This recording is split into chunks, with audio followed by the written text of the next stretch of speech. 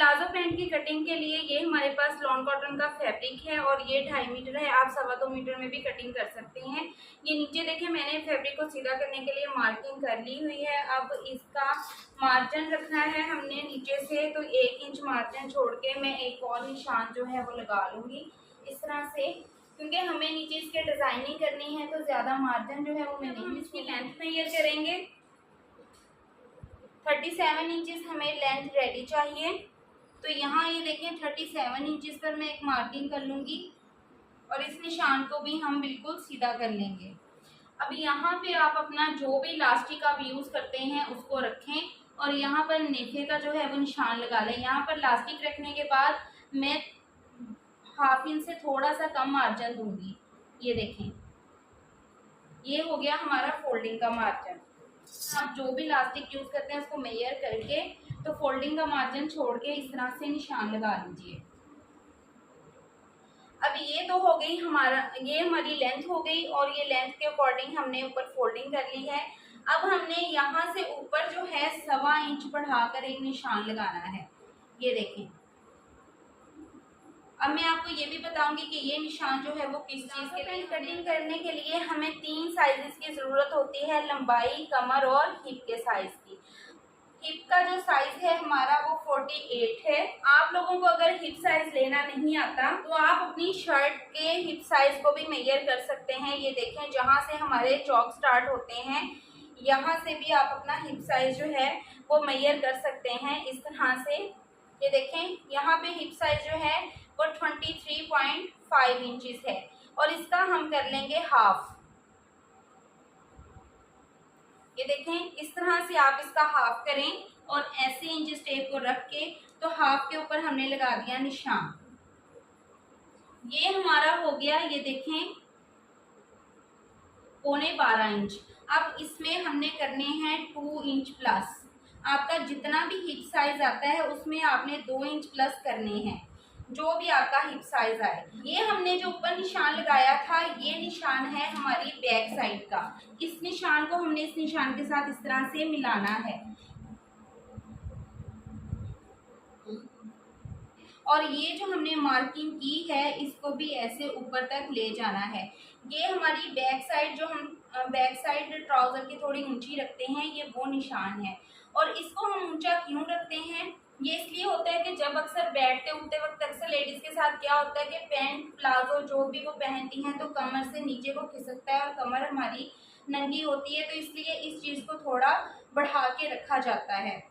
Front side थोड़ी नीचे होती है और बैक साइड थोड़ी ऊपर रखी जाती है, उसका यही रीज़न होता है। ये हमने 1.25 इंच ऊपर रख लिया। निशान को इसके साथ मिलाने के बाद ये हमारा साइज आया था 12.25 इंच, ठीक है। तो यहाँ से हमने नीचे 12.25 इंच पर निशान लगाना है। अब इसके अंदर हमने 4 इंचज़ जो है वो प्लस करने हैं यहाँ पे, ठीक है। अब इन निशानों को हमने बिल्कुल इस तरह से इस लाइन को सीधा कर लेना है। ये देखें, यहाँ से यहाँ तक 12.25 और इसमें हमने प्लस किए 4 इंच। तो इस निशान को भी हमने इस तरफ को ऐसे सीधा कर लेना है। अब इस फार्मूले को समझेंगे। यहाँ पे हमारा हिप साइज का हाफ जितना आएगा, अगर तो आप राउंड में हिप साइज करते हैं तो उसका चौथा हिस्सा लेना है और अगर शर्ट को मेजर करते हैं तो उसका हाफ कर लेना है, ठीक है। यहाँ पे हमारा जितना हाफ आएगा उसमें 2 इंच प्लस करने हैं। यहाँ पे हमारा था, ये देखें यहाँ पे हमारा 11.6 आया था, मतलब 12.25 इंच। इसमें हमने प्लस किए 2 इंच, ठीक है। ये हमारा जितना हिप साइज आता है उसका हाफ करने के बाद उसमें 2 इंच प्लस किए। अब यहाँ से हमारा जितना हिप साइज होता है उसमें हमने कितने प्लस किए, 4 इंच। ये देखें 11.6 में हमने प्लस किए 4 इंच। ये 4 इंच क्यों प्लस किए, क्योंकि ये मैं लार्ज साइज बना रही हूँ। अगर आप मीडियम साइज बनाते हैं तो आप यहाँ पर जो है वो 3 इंच लेंगे। अगर स्मॉल साइज बनाते हैं तो 2.5 मतलब 2.5 इंच लेंगे। और अगर एक्सेल साइज बनाते हैं तो यहाँ पे आप ये मार्जिन जो है वो 5 इंच तक भी ले सकते हैं। ठीक है, ये साइज को आपने नोट कर लेना है। इसमें जितना भी आएगा सिर्फ 2 इंच प्लस करने हैं। यहाँ पे आपका मेथड चेंज होगा। स्मॉल में 2.5 इंच प्लस करेंगे, मीडियम में हम 3 इंच प्लस करेंगे, लार्ज में 4 इंच प्लस करेंगे। एक्सेल साइज होता है उसमें 4.5 से 5 इंच तक हम प्लस करेंगे। ठीक है, ये चीज़ आपने माइंड में रखनी है और ये चीज़ आप लिख के रखने, जब भी प्लाजो कटिंग करें किसी भी साइज का तो ये इसका फार्मूला है इस चीज़ को बढ़ाने का। ये हो गया। अब हमने यहाँ से जो लूजिंग लेनी है वो मैं ले रही हूँ यहाँ से 3 इंच पर। ये देखें, यहाँ से मैं 3 इंच पर ले रही हूँ। और अगर किसी का स्मॉल साइज है तो आप यहाँ पे 2.5 इंच लेंगे। किसी का लार्ज साइज है, medium to large size 3 inch चलेगा। एक्स्ट्रा लार्ज या एक्सेल साइज है तो 4 इंच पर भी आप ये चीज़ ले सकते हैं। ठीक है, ये चीज़ हो गई।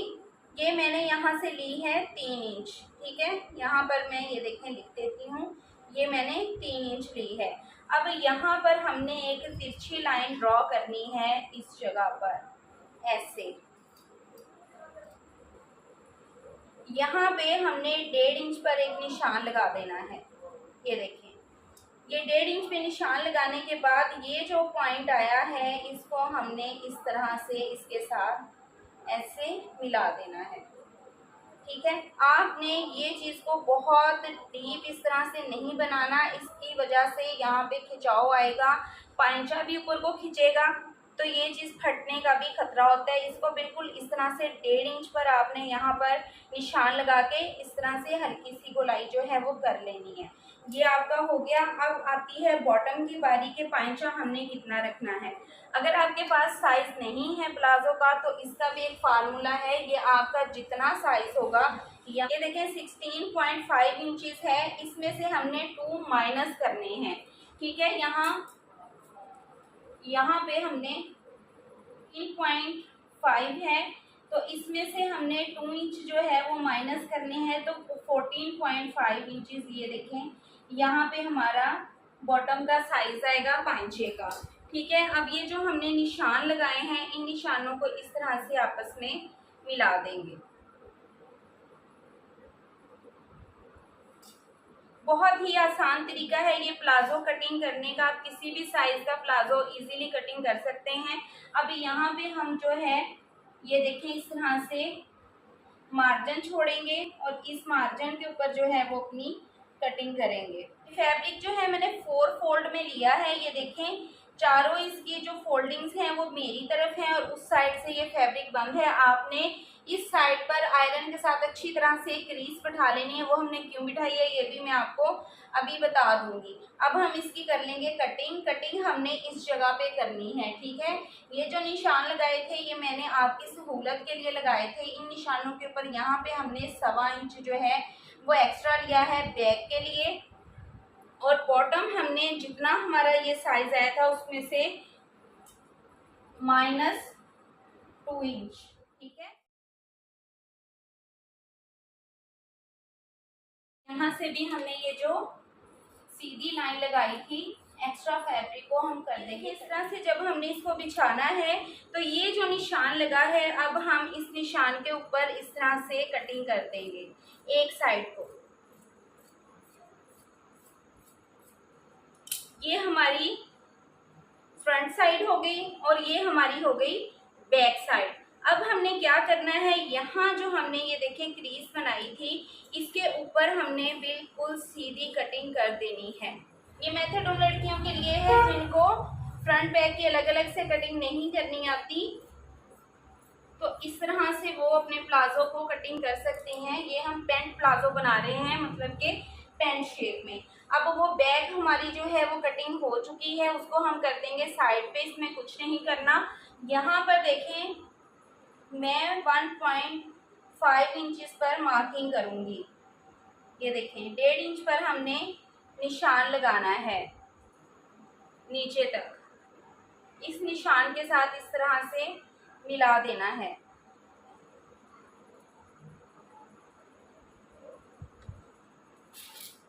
अब इसके ऊपर हम कर लेंगे कटिंग। देखिए जी, बहुत ही आसानी के साथ जो है हमारा पैंट प्लाजो कटिंग हो गया हुआ है। ये हमारा मार्जिन भी बन गया है और इसको जब हम ये देखें इस मार्जिन के साथ इस तरह से मिलाते हैं तो ये हमारी फ्रंट बैक की जो कटिंग है ये यहाँ से भी खुद ब खुद ऊपर नीचे आ जाती है। ये देखें इस तरह से, और इसकी शेप जो है वो बहुत ही अच्छी बनती है। अब हम इसको स्टिच करके भी आपको दिखाएंगे।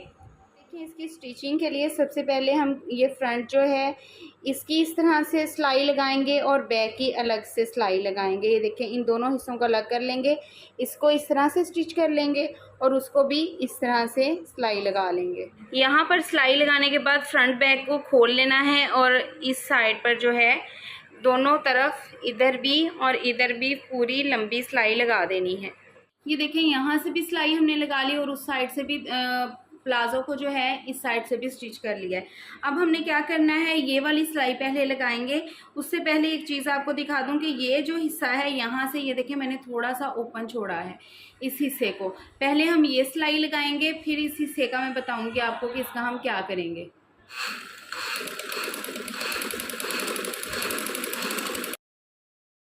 सिलाई को लगाते वक्त आपने ये दोनों चीज़ें भी इस तरह से पकड़ के बराबर रखनी है। बाज़ औक़ात क्या होता है कि सिलाई लगाते वक्त यहाँ से ये जो चीज़ है ना बड़ी छोटी हो जाती है, तो इसको आपने पकड़ के साथ साथ चेक करते जाना है कि फैब्रिक हमारा इक्वल आ रहा है।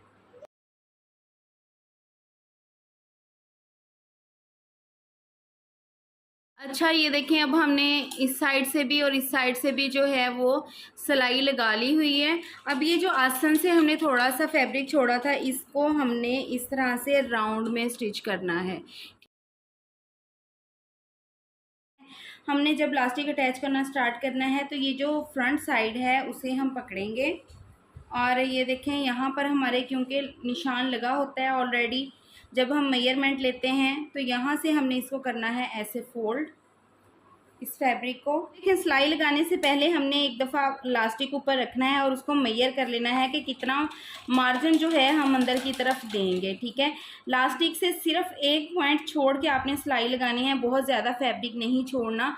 अगर आप चाहते हैं कि टेलर जैसी लुक आए तो ये देखें यहाँ से यहाँ तक हमारा इलास्टिक है तो सिर्फ इतनी एक सिलाई छोड़ के जो है ना एक 1 पॉइंट छोड़ के तो मैं इसकी सिलाई जो है वो लगाऊंगी।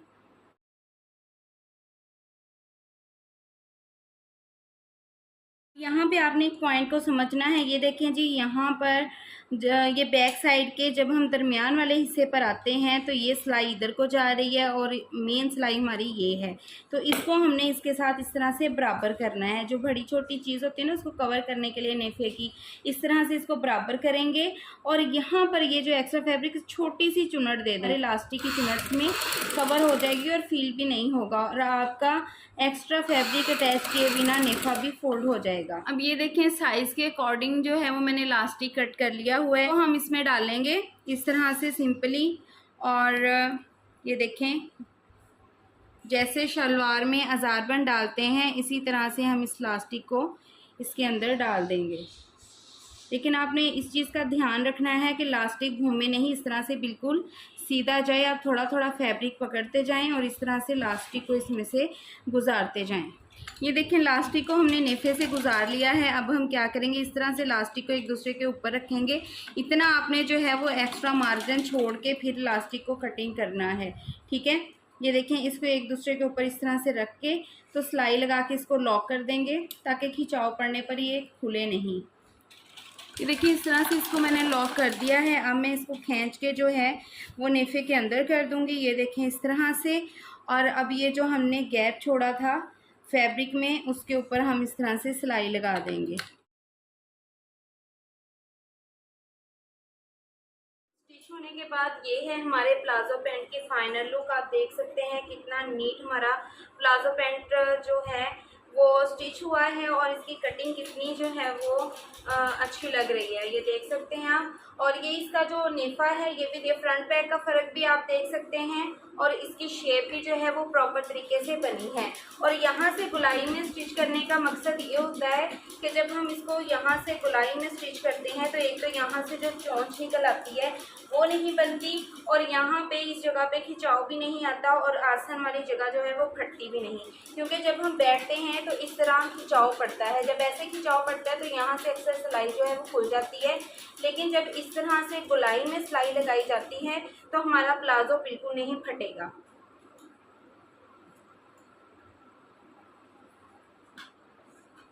आई होप कि हमारा मेथड, हमारी कटिंग आपको पसंद आई होगी और आपके लिए बहुत इन्फॉर्मेटिव रहेगी। ये उन लड़कियों के लिए है जिनको फ्रंट बैक अलग से कटिंग नहीं करनी आती।